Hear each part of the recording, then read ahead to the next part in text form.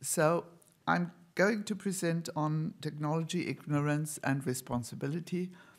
But before I start, I want to say my reflections are mainly addressed to the younger scientists trying to do good science. With younger, at my age, I mean people below 50 or 60. Many of the difficulties they face may not be owed to personal incompetence, but to systemic problems. Oh no, problem is a word disappearing from the discourse. It's called challenges nowadays, as if we had entered the problem arenas voluntarily and enjoyed facing the problem lions there in the arena. There are times in my life when I was a serious scientist. I worked on the application of the modern information theory on biological systems. One of the results was that the creative part in an information process lies with the recipient and not with the sender of the information. So I trust your creativity as listeners. Next slide, please. Now, I start on technology. In ancient Greece, techne was seen as a means to systematically and methodologically achieve an aim, a telos. Platon, techne is based on knowledge about the object and knowledge about the goals and purposes which it aims to achieve. So technology demands a lot of knowledge about its many functions and the contexts within which it is going to be embedded, and about the not always clear and harmonious aims, goals, and purposes of the community and society it is meant to serve. I gave those who want to work with it all the quotations in my slide, which will be made available. Obviously, that invites science to provide many inputs to many open questions. One of my favorite books is titled The Encyclopedia of Ignorance, Everything You Ever Wanted to Know About the Unknown. It's a lovely book. With the many technological advances since the publication of this book in the 70s, my guess was that many further volumes should have been published, but they were not. It is one of the irreplaceable tasks of science to pose questions to which there is not yet an answer. I'm glad that Nenni, our president, at the very beginning, pointed to Socrates, who declared himself to be a not-knower in Greek. Many of the scientists about whom we learned a lot yesterday pointed to open questions and invited the scientific community to diligently, systematically, and methodologically address them, including all the disciplines needed.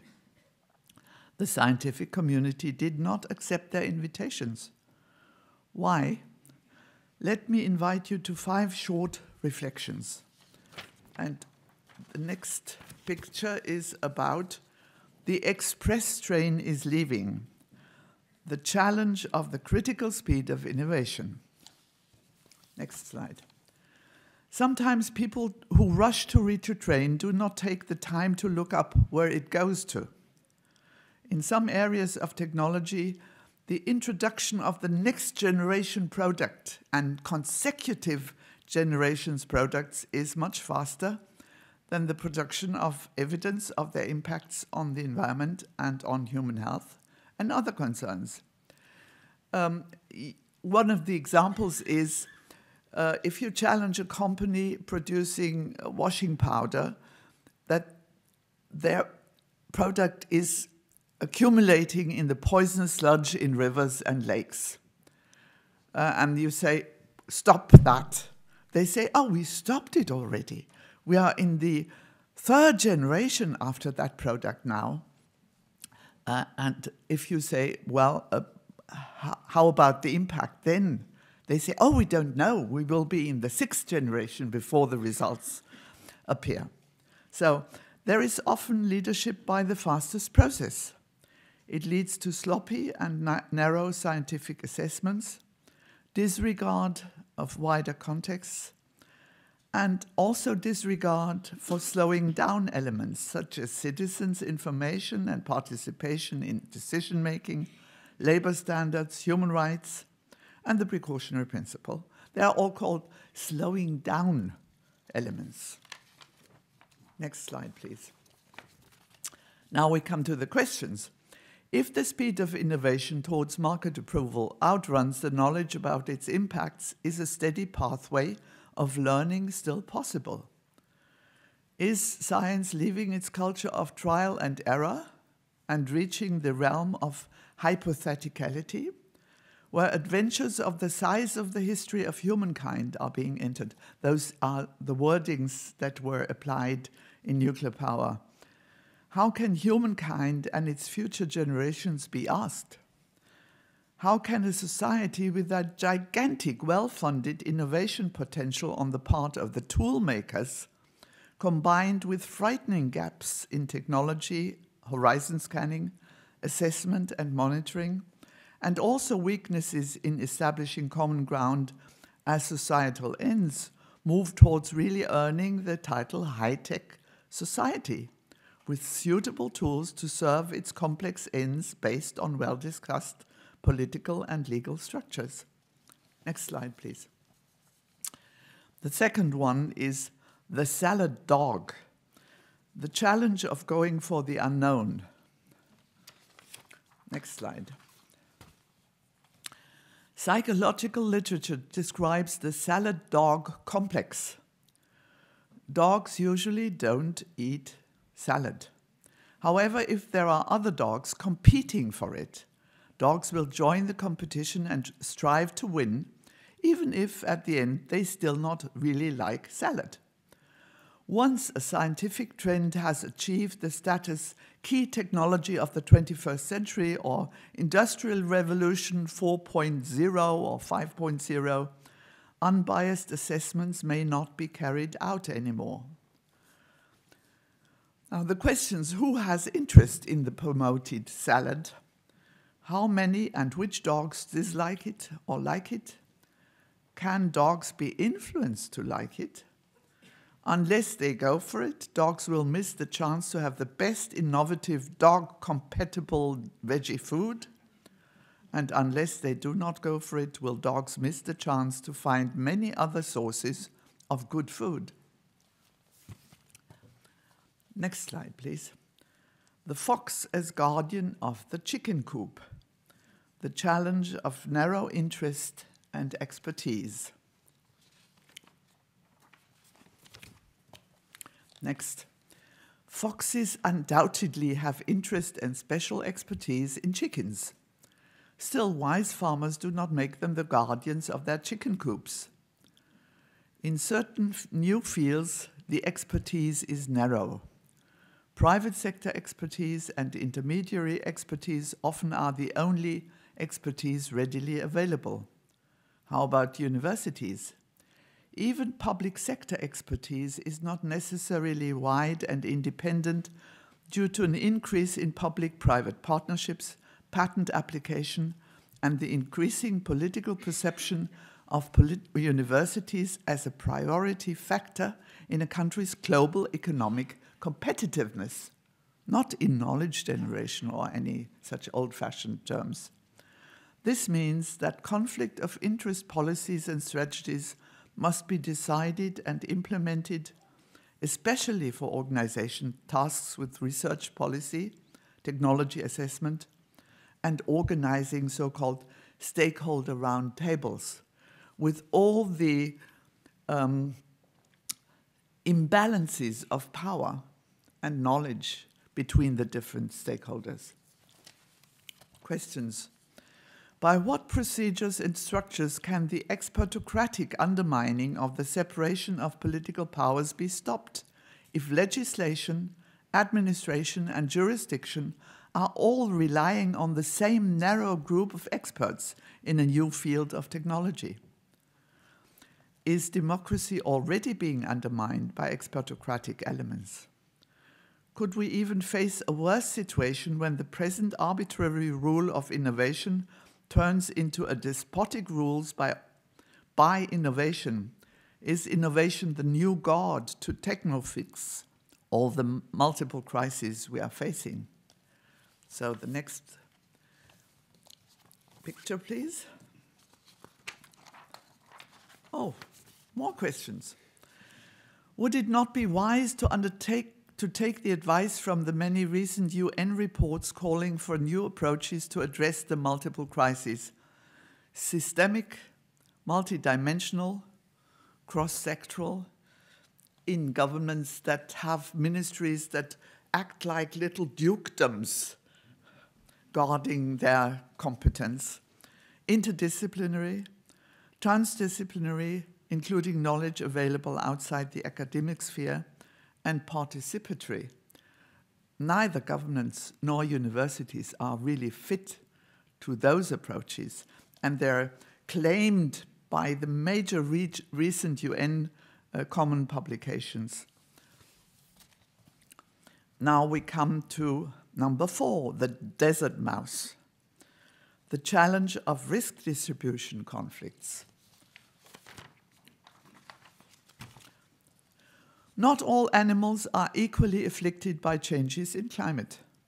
Not all players consider a 6 on a dice a stroke of luck in any situation. It is not only about risks to whom, but also of economic potential for whom, often unfairly distributed. There are often direct, short-term benefits in innovative fields. Researchers profit from increased funding for their projects. Companies increase their shareholder value with these new promises. So there are short-term direct benefits at a time when neither benefits nor risks for all other constituencies and concerns had the chance to be thoroughly investigated. Thus we arrive at the language of unquestionable benefits and hypothetical risks, a language which was used in the negotiations of the Cartagena Protocol. It can be learned from recent Nobel Prize laureates in economics that there is no automatic trickle-down effect of benefits in business as usual economics. There are also severe financial and power asymmetries between different actors in society that need to be addressed, and common aims are not easy to define or defend. And this is something that I like about some of these economic assessments in climate change, Stern report and TEEP report in biodiversity. The rich can discount the future, that is, accumulate money now to pay out their way of damage later. The assumed discount rate is crucial for the elaboration of policies. The poor cannot discount the future. The poor largely depend on non-market mediated direct ecosystem services. So the precautionary principle is a pro-poor strategy, and as such is linked to SDG 1 on poverty and SDG 2 on hunger, not down below with the environmental SDGs only. Questions. Will risks be expressed in generalized quantities, or will they be specified according to different actors? Will the specifically afflicted groups be addressed, and will their genuine voices be heard? Will not only risk distribution be addressed, but also the threat of an expert monopoly on risk-taking? Will the science, technology, and innovation discourse be technology-centered? Meaning, what will this new techno-fix do? Or will it be problem-oriented, saying, what type of agriculture do we need? And will the broad range of research and development for a diversity of solutions be opened up, getting away from the technofix debate? Now we come to challenge number 5, hammock versus tightrope, the challenge of complexity. And we were introduced, yes, I will finish in time, I think. Complexity is often used as a political synonym for too difficult for the public to understand. If I screen media and political statements, and if they use the word complex, they mean too difficult for the public to understand, keep out, leave it to the experts, leave it to our commissions, and we install new committees until one of them tells us what we want to hear. On the other hand, systems analysis shows us that complex, well-contextualized networks of many variables and concerns may be very stable, more comfortable, allow for good company, and are open for joint learning processes. The art of designing scientific experiment often consists in reducing the number of variables and neglect their interaction in order to arrive at demonstrable and quickly applicable results, also easily published in peer-reviewed journals. Moreover, in technology discourses, there is often a gray zone reaching from scientific prognosis to expert opinions, prophecy, wishful thinking, and advertising. There is a gray zone between those. This may be good enough for the first round of research and development. Adequate technology assessment, however, often requires interdisciplinary and transdisciplinary approaches with more variables, longer timeframes. This, unfortunately, often results in severe competitive disadvantages as to funding and publishing for the scientists having chosen these adequate, more integrated approaches. I've seen that at the University of Freiburg, where a group of doctoral and postdoc young scientists addressed the problems of communities that went energy autonomous with all the many disciplines, and they were so happy to do that research. But when it came to the final round, it was as if mildew had struck them. They were so sad, so reluctant. Why? They had noticed they had spent more time on their thesis, and they had problems with publications. How many interlinkages and knots can you neglect, disrupt, or delete from an existing, historically contextualized system before you fall out of the hammock? The preamble of the Rio Declaration does not shy away from complexity and points to the integral and interdependent nature of the Earth and the equitable partnerships of states, key sectors of societies and people. Questions: what is the relationship between stakeholder involvement and the people, the citizens, the electorate, democratic institutions and their organs?